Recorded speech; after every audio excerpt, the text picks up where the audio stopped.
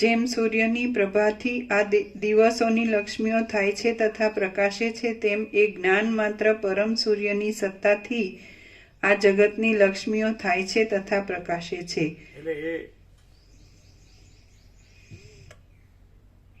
એ જ્ઞાન માત્ર પરમ સૂર્ય, એટલે આ જ્ઞાન માત્ર પરમ સૂર્ય થયું ને. પરમ સૂર્ય, જ્ઞાન માત્ર પરમ સૂર્ય. તો આ શું છે?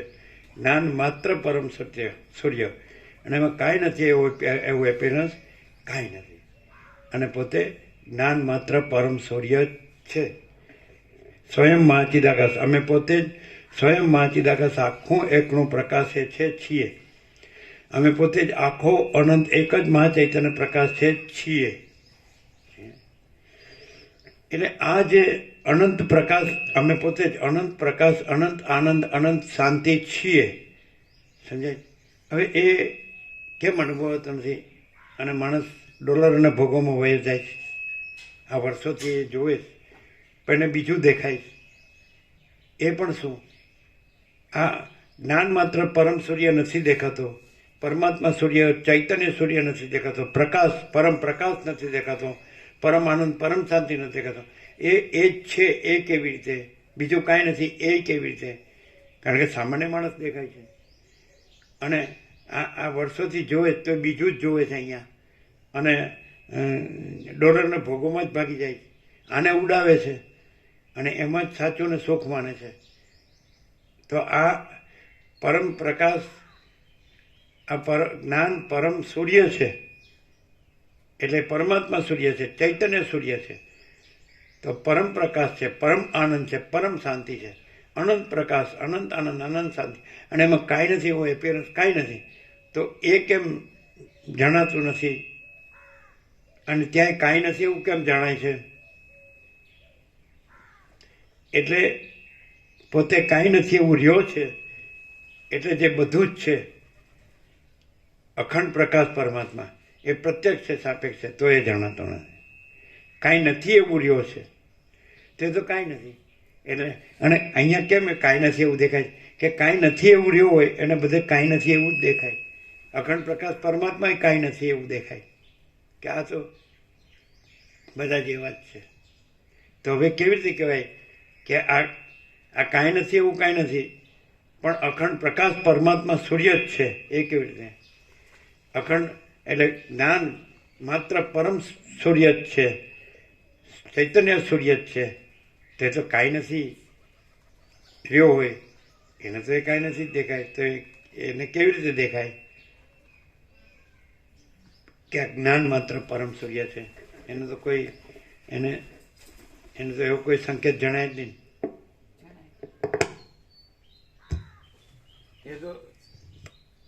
એટલે ડોલર અને ભોગોમાં મસ્તાનો રહે છે, અને આને ઉડાવે છે, અને આને બધા જેવું જ ગણે છે. તો એને કેમ ખબર પડે કે આ જ્ઞાન માત્ર પરમ સૂર્ય છે? અને જે બધું એમ કહે છે જે કાંઈ નથી એવું એપિયરન્સ, એ બધું કાંઈ નથી.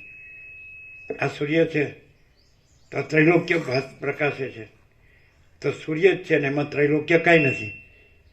સૂર્ય છે અને રાત્રિનો અંધકાર પણ ભાસે છે, પણ સૂર્ય છે અને એમાં રાત્રિનો અંધકાર એ કાંઈ નથી, ત્રૈલોક્ય કાંઈ નથી, અને સૂર્ય જ છે. તેવો એવો આ જ્ઞાન માત્ર પરમ સૂર્ય છે, પરમાત્મા સૂર્ય છે, ચૈતન્ય સૂર્ય છે. અને ભલે એ અનંત સૃષ્ટિ ભાસે તો એમાં કાંઈ નથી. કાંઈ નથી એવું અનંત એપિયરન્સ, અનંત આભાસ પાસે. અનંત કોટી મહેશ્વર, અનંત કોટી મહાશક્તિ, અનંત કોટી મહાકલ્પો, અનંત કોટી મહાસૂર્યો, અનંત કોટી બ્રહ્માંડો, અનંત કોટી અવતારો, અનંત કોટી સૃષ્ટિલય, તે કાંઈ નથી એવું એપિયરન્સ, એ કાંઈ નથી. એ બધું કાંઈ નથી એવું એપિયરન્સ જ છે ને એ કાંઈ નથી. અને આખો, સમજાય કે નહીં? અનંત, પૂર્ણ, અખંડ અને અભેદ, તે જ્ઞાન માત્ર પરમ સૂર્ય જ છે, પરમાત્મા સૂર્ય જ છે, ચૈતન્ય સૂર્ય જ છે. તો કાંઈ નથી એવું જે રહ્યું હોય એને કોઈ રાત્રિના અંધકારને તો સૂર્ય જણાય જ નહીં, ત્રૈલોક્યને સૂર્ય જણાય જ નહીં. ત્રૈલોક્યથી સૂર્યથી ત્રૈલોક્ય ભાસે, પણ ત્રૈલોક્યને તો સૂર્ય જણાય જ નહીં. તો પછી એવો આ માણસ જે કાંઈ નથી એવો આભાસ રહ્યો છે, કે હું આ છું, પુરુષ કે સ્ત્રી, આ ઘર છે, આ ધન છે, પ્રજા છે કે પ્રજાની પ્રજા છે, પ્રોપર્ટી છે, આ ડોલરને ભોગો છે, રાજ્ય ભોગો લક્ષ્મી છે, આ પૃથ્વી છે, આ બ્રહ્માંડ છે, આ સંસાર છે, આ આપણો સંસાર છે, વ્યવહાર છે, આપણું જીવન છે, આપણું સુખ છે કે દુઃખ છે, અને આપણા જન્મ મરણ છે, અને હું તો મારું તારું છે, રાગ દ્વેષ, ઈચ્છા અને ઈચ્છા છે. સમજાય છે નહીં? અને બધું આવે છે ને જાય છે, બદલાય છે ને જાય. તો એવું જ જે રહ્યો છે અને એને પ્રત્યક્ષ થાય આ જ્ઞાન માત્ર પરમ સૂર્ય, તો પણ એને ઉડાવે છે અને પોતાનું કાંઈ નથી એને જ બધું જ ગણે છે, સર્વસ્વ ગણે છે. અને જે પોતાનું સર્વસ્વ છે એને કાંઈ નથી ગણે છે, તો એને ક્યાંય પણ ક્યાંય ભાન કે કાંઈ એનો ઈશારો સંકેત મળે જ નહીં, પોસિબલ જ નથી. ડોલર અને ભોગો સર્વસ્વ હોય એને જ્ઞાન માત્ર પરમ સૂર્ય, પરમાત્મા સૂર્ય, ચૈતન્ય સૂર્ય એ કેવી રીતે દેખાય? પોસિબલ જ નથી. એને ડોલર અને ભોગો જ સૂર્ય લાગે. તો કમસે કમ એનામાં જે આભાસ માત્ર બુદ્ધિ છે, બુદ્ધિ તો અવિદ્યા છે, આભાસ જ છે, કાંઈ નથી એવો આભાસ. એ બુદ્ધિમાં ક્યાંય પણ એમ થાય ડિસ્ટિંગ્વિશ કરવું, વિવેક જેને કહેવાય, સમજાય કે આ જ્ઞાન માત્ર પરમ સૂર્ય છે અને આ ડોલર અને ભોગો છે એ એમાં કાંઈ નથી અને એ આમાં નથી અને એમાં એ જ છે અને એમાં બીજું કાંઈ નથી. એવી એ બુદ્ધિને તો ખબર ન પડે પહેલાંમાં ડૂબ્યો હોય એટલે. મૂળતા જડતા અજ્ઞાન, મૂળ વિષય પામર, તો પછી બસ સ્ત્રી પુરુષ જ દેખાય, એનો સંગ જ દેખાય, પ્રજા જ દેખાય ને પ્રજાની પ્રજા જ દેખાય, ઘર ને ધન જ દેખાય ને પ્રોપર્ટી જ દેખાય, જમીન જાયદાદ જ દેખાય, સોનું જ દેખાય, વાહનો ને મકાન દુકાન ને મિલ કારખાના ને આ તેને બધી ઝંઝાળ જ દેખાય. એ ઝંઝાળ નો લાગે ને વિકાસ લાગે કે અમારો પ્રોગ્રેસ છે. એની આ જે બુદ્ધિ, જે ભ્રાંતિ, જે મોહ, માયા, તેમાં ક્યાંય આપણે એમ કહે ને કે લાખો નિરાશામાં એક અમર આશાનું કિરણ છુપાયેલું એવું કંઈક આવે જ ને. હા, તો એવું કોઈ કિરણ એને તો માટે શક્ય જ નથી. એમ કે ચલો આપણે થોડા હમણાં ફ્રી થયા છીએ એમાંથી, આમ ખરું આપણું તો આ જ છે ડોલરને ભોગો જ, તો ચલો એક આંટો મારી આવીએ. તો આ આપણું સર્વસ્વ છે એવું તો કોઈ નથી લાગતું, અને ડોલરને ભોગો જ આપણું સર્વસ્વ છે એવું જ બધાને લાગે છે. એને ક્યાંય એવું સેજ પણ કંઈ એવું ના આવે. આમ જેને આપણે વીજળી થાય ને ઝબૂકે, એ ઝબકારો કહેવાય, જેને સ્પાર્ક કહેવાય, એવું તો આવે જ નહીં ને. આવીને વયું જાય એવું થાય કદાચ કે આ વીજળી ઝબકીને વહી ગઈ, આ સ્પાર્ક થઈને વયો ગયો. અને કે આપણે તો આમાં આપણને કાંઈ ખબર ન પડે, આપણે ઘેર જ હારા.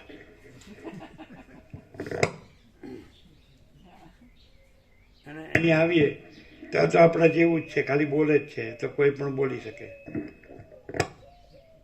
અને આપણે ઘરે યોગા સીટ વાંચીએ જ છીએ અને ઘરે આ વોટ્સઅપે સાંભળીએ જ છીએ.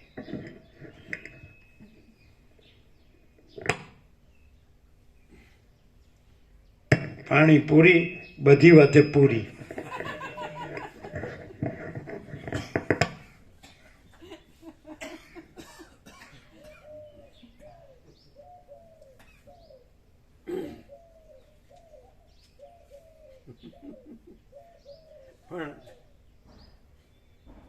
નામ રાખ્યું હોય પૂરી, પણ બધી વાતે અધૂરી ને અધૂરી.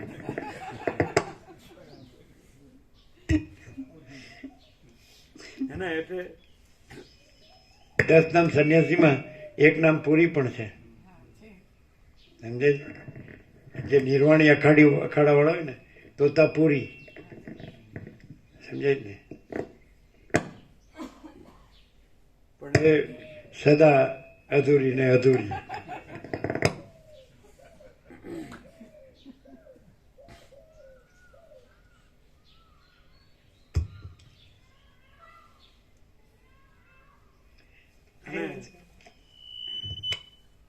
કાંઈ નથી એવી પૂરીનું કાંઈ નહીં, કાંઈ નથી, સમજાય?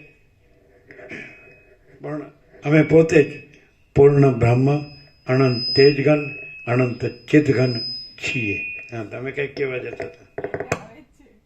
પ્રભુએ હમણાં જ કીધું કે આવો ઓળખતો નથી હોતો તો એને માટે કોઈ ક્યાં જગ્યા છે? હા છે, આવે છે. આના સિવાય બીજી નહીં. શું કીધું? આ જગ્યા આ રહી હે એમ. શું? આ જગ્યા આ રહી હે એવું બોલ્યા. હા. તરત આવીને વયા જવાની જગ્યા.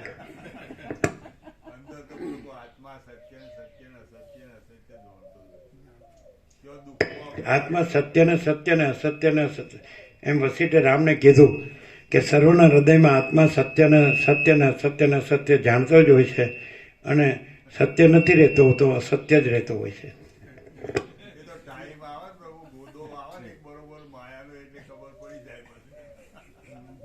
પછી રાંડ્યા પછીનું ડાપણ.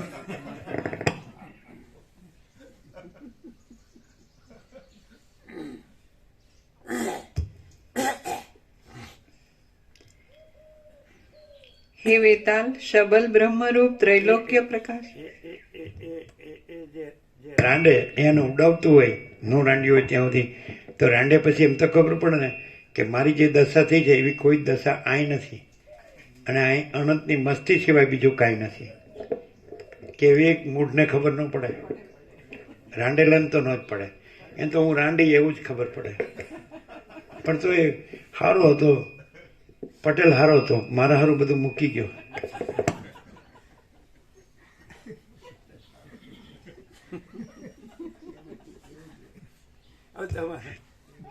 તમારે જેવું બધું કઈ કર્યું ન હોય એટલે કઈ અનુભવ ન હોય એટલે